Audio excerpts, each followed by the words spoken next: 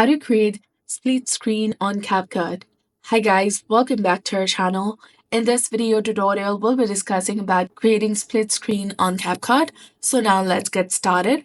First of all, you have to make sure that you've installed the latest version of CapCut application on your mobile device and you're also logged in with your specific account. Now start by creating a new project and selecting your first video. Then look for the overlay option that you will find between Relight and Basic. Tap on that option, press the tab and hold to move the clip to the first frame. Now select the clip and then search for mask option that you will find under Edit and Extract Audio. You can select any of these options and then you can move the split around. If you want to add some more feathering effects, you can do that as well. By using the multi-touch, you have the option to rotate the angle of the mask as well.